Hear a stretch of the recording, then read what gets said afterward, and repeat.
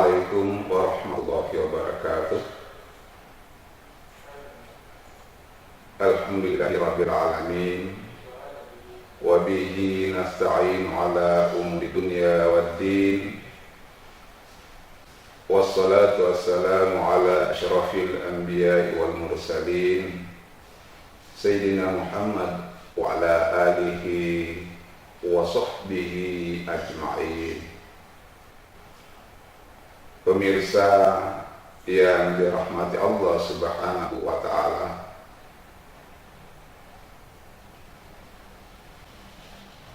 pada malam hari ini kami akan menyampaikan ceramah Ramadan yang berkaitan dengan masalah amal soleh.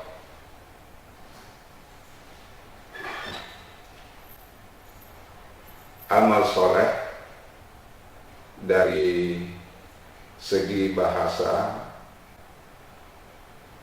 terdiri dari dua kata, yaitu amal dan soleh. Amal, kalau menurut istilah Al-Quran, adalah perbuatan yang dilakukan dalam keadaan sadar, baik oleh manusia maupun jin.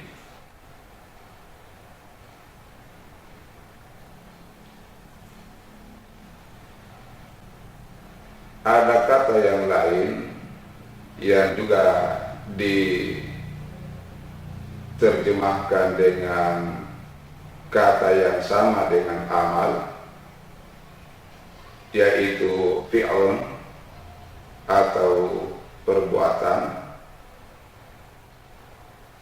Tetapi ada perbedaan di antara kedua kata tersebut.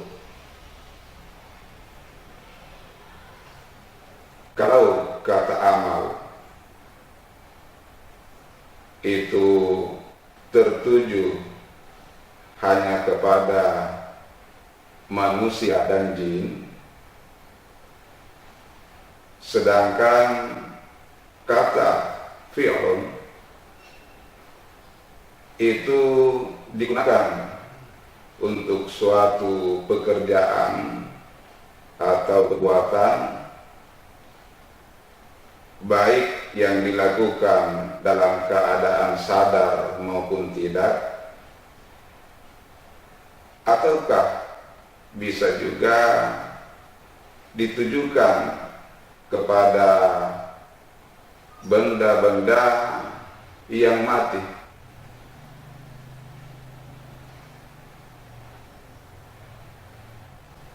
Sedangkan kata soleh di dalam Al-Quran itu dilawankan dengan kata fasad, yang berarti rusak.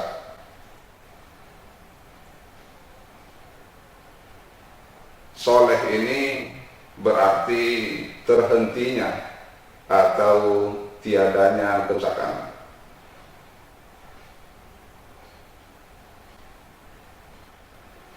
Kalau digabungkan, kalau disatukan, maka amal soleh adalah perbuatan yang dilakukan yang dengan perbuatan atau pekerjaan tersebut terhentinya kemudaratan atau kerusakan. Atau dengan kata lain, amal soleh ini adalah perbuatan atau pekerjaan yang dilakukan yang membawa manfaat baik untuk diri sendiri, keluarga,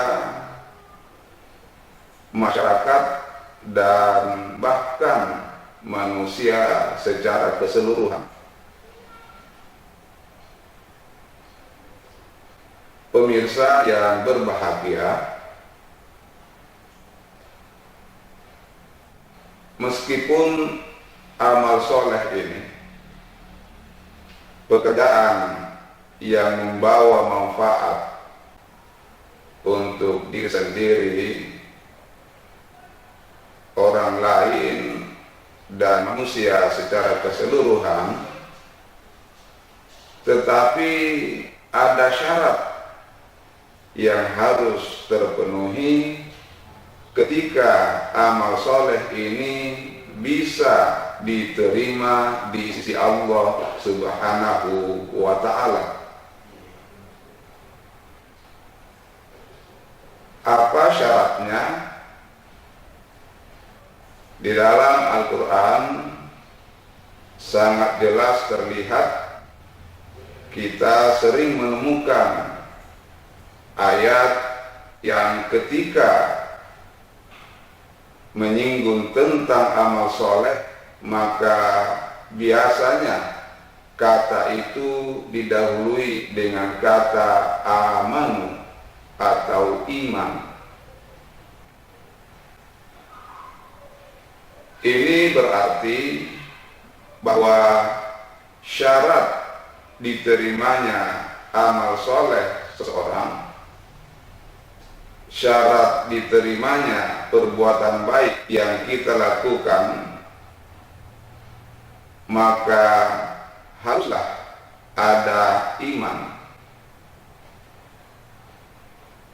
Berarti ampatu gele beriman marak mairi kareng Allah Subhanahu wa Ta'ala, manalohe kabaji kalagaukan, maka kebaikan yang dia lakukan tidak akan diterima di sisi Allah Subhanahu wa Ta'ala. Di dalam surah Al-Furqan, surah yang ke-25, pada ayat 23, Allah Subhanahu wa Ta'ala berfirman, A'udzu billahi minasyaitonir rajim. Bismillahirrahmanirrahim. Wa qadimna ila ma 'amilu min 'amalin faj'alnahu haba'an mansura. Dan kami, kata Allah, menuju kepada amal-amal yang mereka lakukan, lalu amal-amal tersebut kami jadikan debu-debu yang berterbangan. Ayat tersebut mengisyaratkan kepada kita bahwa ketika ada orang yang beramal soleh, senang melakukan kegiatan-kegiatan yang bermanfaat, maka kalau ingin amalnya diterima di sisi Allah Subhanahu wa Ta'ala, maka orang tersebut haruslah beriman dan juga mengerjakannya dengan ikhlas atau karena Allah Subhanahu wa Ta'ala, tidak berpamrih atau tidak riya.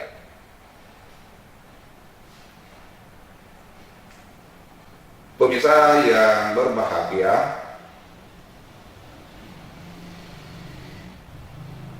amal soleh atau mengerjakan perbuatan yang baik, inilah yang merupakan salah satu prinsip dasar di dalam Islam. Ini jugalah yang menjadi tonggak awal perombakan di dalam masyarakat Arab ketika Rasulullah Sallallahu Alaihi Wasallam dilahirkan. Beliau mengajarkan kepada para sahabat tentang keutamaan amal soleh atau akhlak. Dan inilah salah satu prinsip ajaran agama Islam. Ibnu Taimiyah berkata bahwa penghargaan di zaman jahiliyah itu adalah penghargaan karena keturunan, sedangkan penghargaan di dalam Islam adalah didasarkan pada kerja atau prestasi.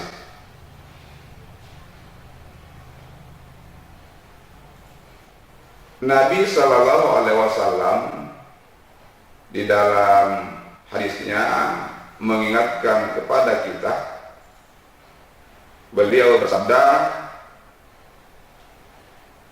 siapa yang meninggal dalam semangat kesukuan, maka pada hakikatnya dia telah meninggal dalam keadaan jahiliyah.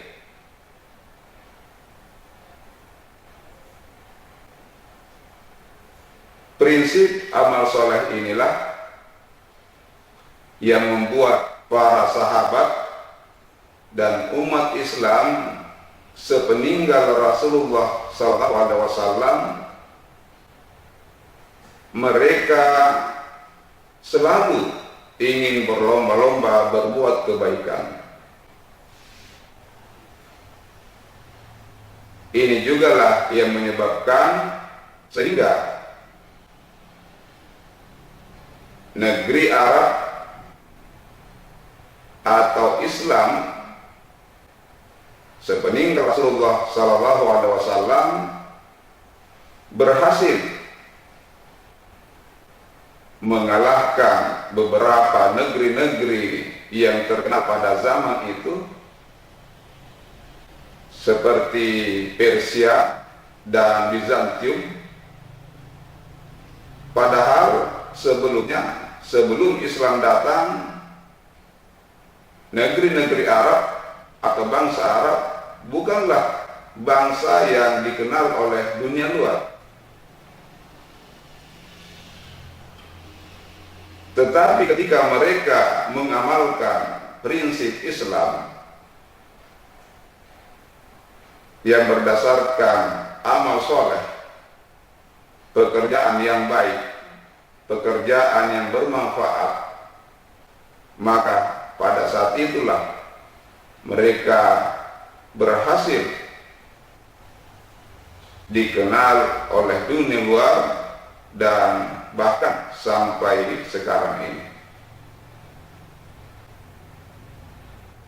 Pemirsa yang dirahmati Allah Subhanahu wa Ta'ala,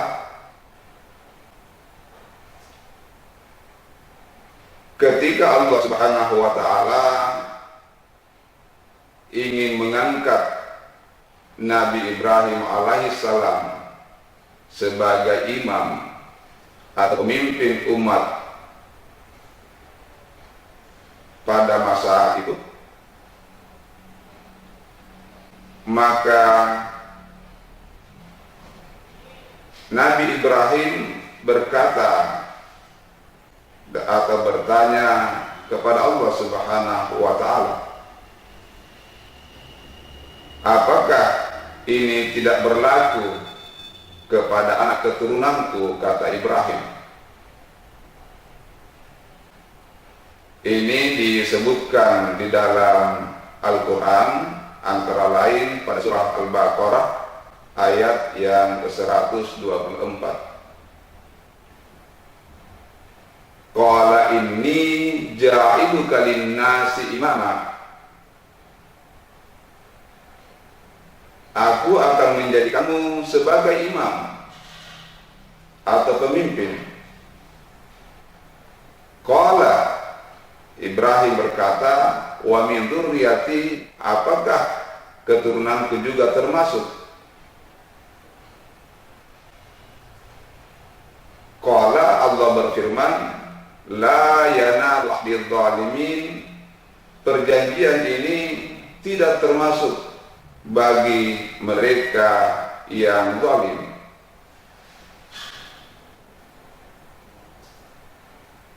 Ayat 124 surah Al-Baqarah ini dengan jelas mengingatkan dan mengajarkan kepada kita bahwa ketika Allah Subhanahu wa ta'ala ingin mengangkat Ibrahim alaihissalam sebagai imam atau pemimpin, maka faktor utama, penyebab utama yang menjadikannya diangkat sebagai imam itu adalah karena amal soleh, perbuatan baik yang dilakukan oleh Nabi Ibrahim alaihissalam, bukan karena faktor keturunan. Sabak bapakna Nabi Ibrahim ampari baca dalam Al-Quran ada seorang pemahat patung. Dia bernama Azar. Nah, jama-jama'an pokoknya ia buat patung yang menjadi sembahan-sembahan atau berhala ketika itu.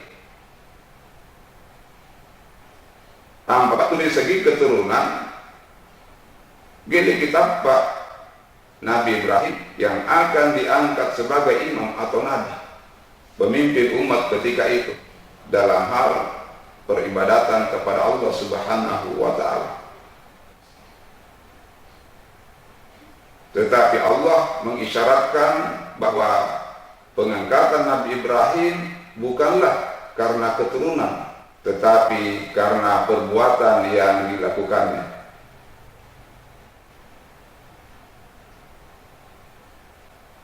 Ini juga kita diberikan contoh oleh Allah Subhanahu wa ta'ala tentang kisah Nabi Nuh alaihissalam. Ketika Nabi Nuh beserta orang yang beriman naik muri kapal karena bencana akan segera diturunkan oleh Allah Subhanahu wa ta'ala. Maka ketika Nabi Nuh sudah berada di atas kapal, maka dia panggil anaknya, laki anaknya, laporin ini moko kasih nampak itu lagu sisa namuin, nah akan ada banjir besar. Bapak kayak lagi. Tetapi anaknya menolak. Ketika anaknya tidak bisa terselamatkan, Nabi Nuh berdoa kepada Allah dan meminta supaya anaknya bisa termasuk ke dalam golongannya, yaitu golongan orang-orang yang beriman. Tetapi apa kata Allah? Laku aja karena Allah Ta'ala, dia bukan keluargamu, dia bukan ahlimu, karena engkau adalah orang yang beriman, sedangkan anakmu tugeleko lapinah,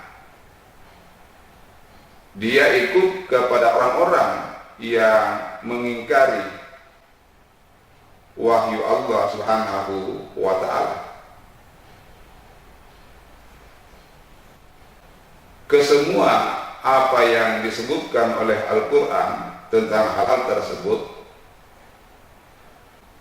menunjukkan kepada kita bahwa yang diutamakan di dalam agama kita tiada lain itu adalah amal soleh, perbuatan baik, perbuatan yang membawa manfaat bagi diri sendiri dan banyak pihak lain atau masyarakat yang luas.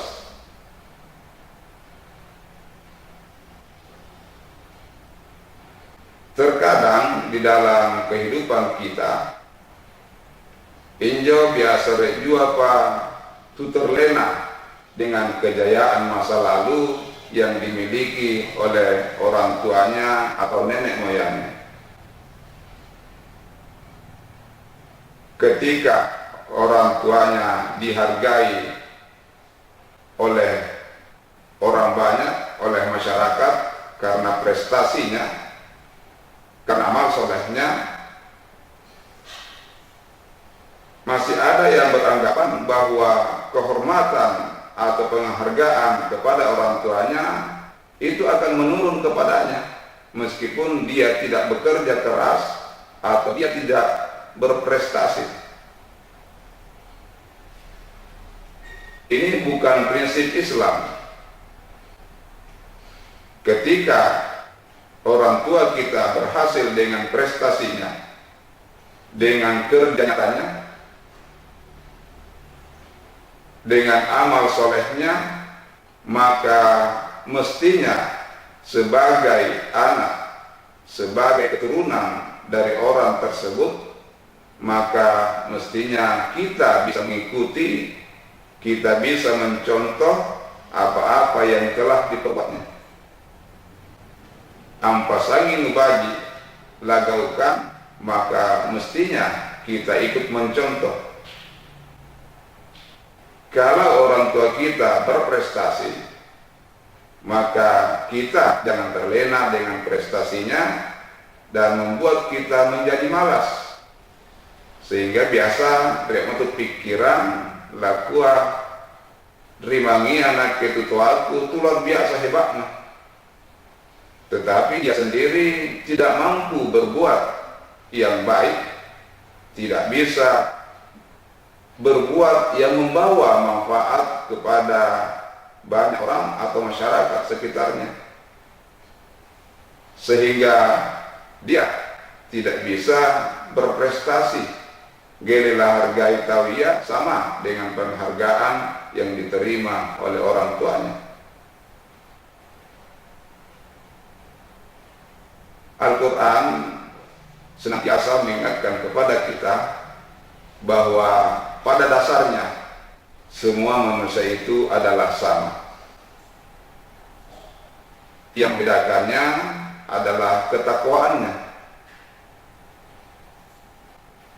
Inna akramakum innallahi atqakum. Di dalam surah Al-Hujurat pada ayat yang ke-13 Allah menyebutkan hal itu. Ya ayyuhan nas inna khalaqnakum min dzakarin wa untha wa ja'alnakum syu'uban wa qabaila lita'arafu inna akramakum indallahi atqakum innallaha alimun khabir. Ketika Allah menciptakan manusia yang terdiri dari laki-laki dan perempuan, kemudian juga banyak bangsa atau suku bangsa, tetapi yang membedakan mereka itu adalah ketakwaan. Di sisi Allah semuanya adalah sama, hanya ketakwaan kita yang membedakannya. Tentang ketakwaan ini perlu kita sadari bahwa penilaian siapa yang lebih bertakwa itu adalah hak mutlak Allah Subhanahu wa ta'ala. Kita tidak bisa memastikan bahwa orang tersebut adalah orang yang bertakwa, atau kita tidak bisa mengukur diri kita bahwa kita yang lebih bertakwa dibandingkan orang lain. Sekali lagi bahwa untuk masalah ketakwaan ini penilaiannya adalah hak mutlak Allah. Manasikura bagita, meskipun kita banyak melakukan kebaikan-kebaikan, tetapi Al-Quran mengingatkan kita, fala tuzakku anfusakum huwa a'lamu biman ittaqa. Jangan menganggap diri kamu lebih suci. Huwa a'lamu biman ittaqa, Allah yang lebih mengetahui siapa yang lebih bertakwa. Karena itulah maka agama hanya mengingatkan kepada kita untuk beramal soleh yang sebanyak-banyaknya. Lakukan perbuatan atau pekerjaan yang membawa manfaat bagi diri sendiri, bagi keluarga, bagi masyarakat, dan bagi manusia secara keseluruhan. Karena inilah yang dinilai oleh Allah Subhanahu wa Ta'ala. Mudah-mudahan kita senantiasa menjadi manusia yang beramal soleh, senang mengerjakan kebaikan-kebaikan, tentunya melalui bulan Ramadan atau bulan puasa. Kita latihan selama 1 bulan penuh dan bisa kita praktekkan insya Allah ketika selesai bulan Ramadan. Allahu a'lam bissawab. Maha benar Allah dengan segala firman-Nya, lebih dan kurangnya mohon dimaafkan. Wabillahi taufiq wa hidayah. Assalamualaikum warahmatullahi wabarakatuh.